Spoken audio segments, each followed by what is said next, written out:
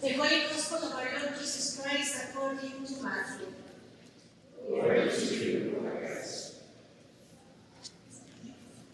Jesus made the disciples get into the boat and go on ahead to the other side, while he dismissed the crowds. And after he had dismissed the crowds, he went up the mountain by himself to pray. When evening came, he was there alone, but by this time the boat, battered by the waves, was far from the land, for the wind was against them. And early in the morning he came walking toward them on the sea. But when the disciples saw him walking on the sea, they were terrified, saying, "It is a ghost."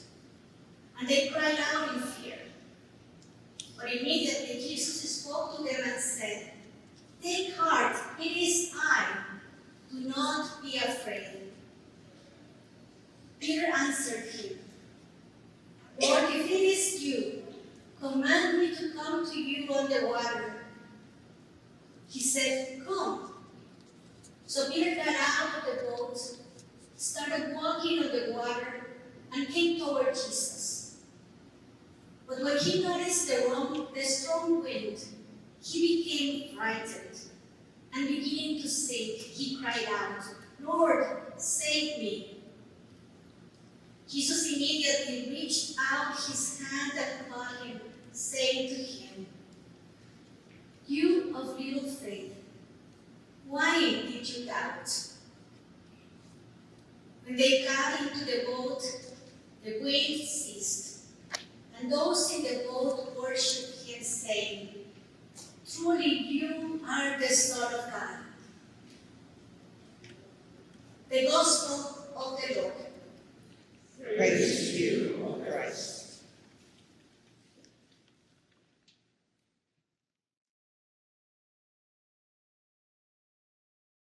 In the name of the one who calls us beyond our fear. Amen.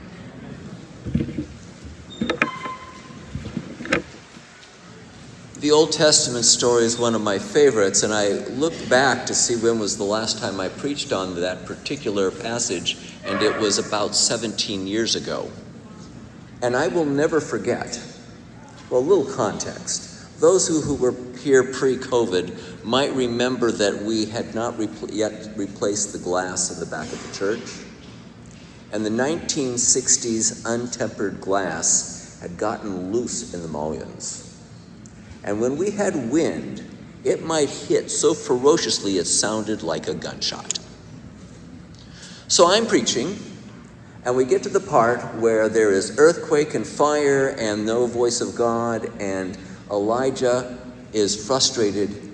And then I said, and then there was silence. And I paused for dramatic effect.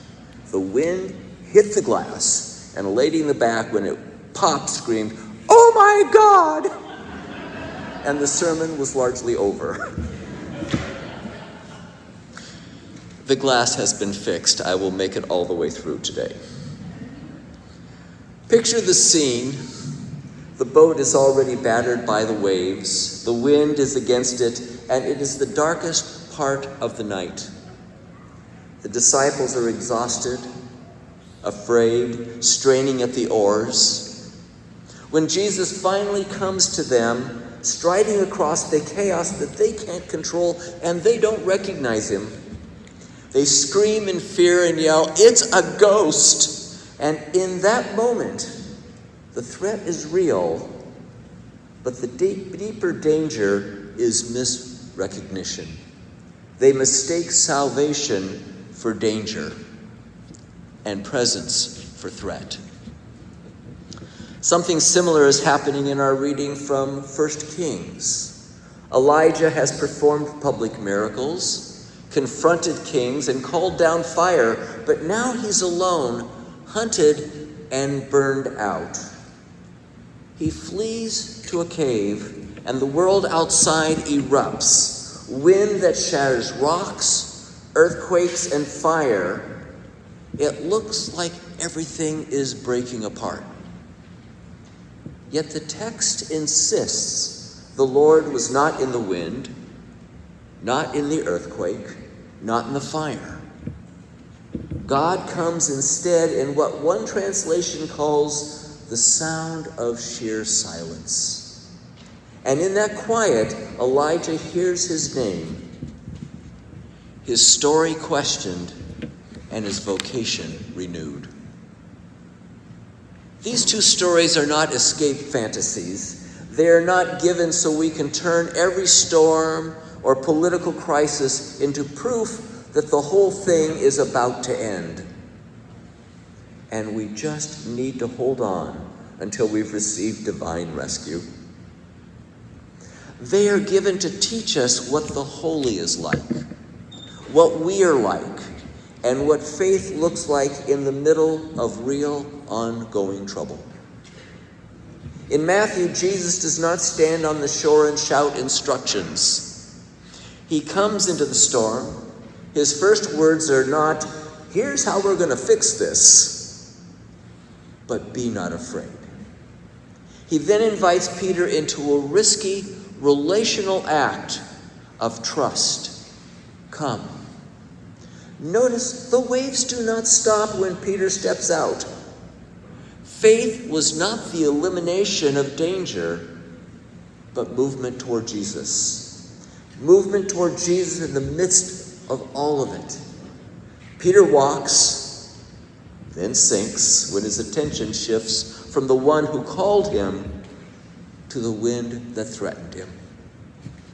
Yet even here, grace precedes correction. "Lord, save me." And Jesus immediately reached out his hand, caught him, and only after the rescue do we hear the gentle rebuke, "O you of little faith, why did you doubt?" In 1 Kings, God also does not say, "You're right, Elijah, it's all over." Instead, God asks twice, "What are you doing here in this cave?" Elijah tells a story about being utterly alone, the only faithful one left. And God quietly dismantles that narrative, that pity party, telling him that there is still a remnant of thousands. There are kings to anoint. There is a successor to appoint and to mentor. The world is not ending. Elijah is drawn out of despair into a humbler, quieter, but no less vocation. The drama may change, but the work of God goes on. Now bring these scenes into our present moment. The world, and certainly the United States, feels like that stormy lake and that shaking mountain.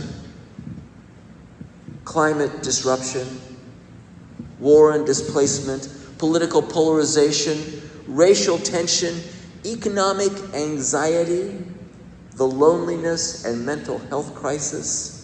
The wind seems to be against us. Many of us feel like Elijah in the cave, telling ourselves the story that we are alone, that nothing can be done, and everything ahead is only disaster. Others respond like the disciples, grabbing for any strong figure, any ideology, any nostalgia that promises safety, misrecognizing these offers of control as though they're the very presence of God. In that atmosphere, it's tempting to cling to rigid, hyper-literal readings of Jesus as if they were a rule book that can keep us from ever making a mistake. But Jesus himself resists that. He speaks in parables, exaggerations, startling images that force us to think, pray, and discern. We've recently heard in our gospel readings, hate your father and mother, cut off your hand, sell all you have. And taken as mechanical instructions, these sayings either crush us or become tools of abuse. taken as invitations into a deeper reordering. It brings into a deeper reordering of love and loyalty. They become liberating. When we insist that every word must be flattened into a simple, literal, one-size-fits-all command, we often end up worshiping our interpretation instead of the living presence of the holy in and around us. We can claim just to be biblical while smuggling our own cultural fears and preferences. One of the most powerful of those fears right now is the fear of loss. Loss of status, loss of cultural dominance, loss of the world we once knew or imagined we had. And that fear drives movements that promise to make us great again by clinging to a mythic past, by drawing hard lines around who belongs and who doesn't, by turning neighbors into threats. It also feeds religious schemes that treat every new crisis as confirmation that we are in the final countdown. So our main task is to read the signs and separate ourselves from a world that is only fit for judgment. But listen again to the texts. In 1 Kings, God is not in the disaster. God is in the quiet that sends Elijah back into the world with renewed concrete tasks. Jesus in Matthew does not coax Peter back into the boat of safety and sameness. He calls him out onto the water, into a place where only trust can sustain him. Both stories move us away from passivity and away from fear-based religion. They do not deny the storm. They revitalize it in light of the one who stands above it and walks through it. If Jesus' word to the disciples is, "Take heart, it is I, do not be afraid," and his call to Peter is, "Come," then the church in 2026 is being summoned not to bunker down, not to baptize nostalgia, not to spend our energy trying to decode every headline into an apocalyptic chart, but to step into costly, concrete acts of love that look foolish to a fearful world. We are called to leave the safety of our boats, our traditions, our privilege, our ideological bubbles, and walk toward the one who stands with those who are sinking, migrants at the border, black and brown communities under the weight of injustice, LGBTQ+ youth in danger, the poor and uninsured, a creation groaning under our abuse. In other words, we are called to act like the one whose name we claim. And if God's whisper to Elijah is, "What are you doing here?" then there is a similar question for us. What are we doing here in this time? Are we simply rehearsing our grievances, telling ourselves that we are alone, that we alone are faithful and everything else is doomed? Or are we listening for the quiet assignment? The people we are to bless with our encouragement, the systems that we are to challenge, the eager ones we are to mentor, the remnant we are to join in solidarity rather than superiority. These stories do not promise that the wind will stop when we step out, or that the earthquakes will cease when we leave the cave. They promise something deeper, that Christ, the Spirit of the Holy, will meet us in the very places we are most afraid. That holy voice is more trustworthy than the loudest storms. That our calling is not to predict the end, but to be faithful in the middle.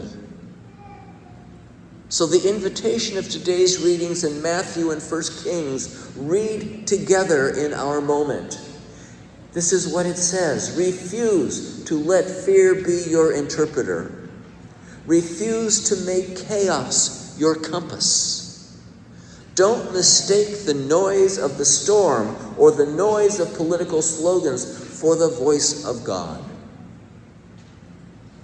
Look instead for the one who comes to you across the waters, across the waves, and for the presence that speaks in the silence.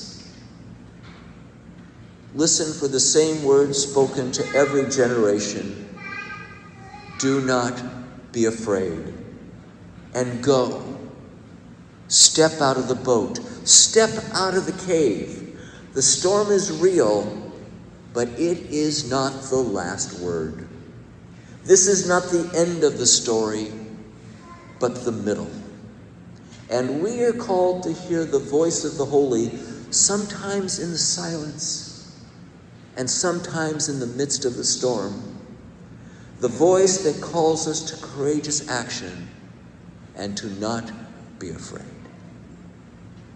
Amen.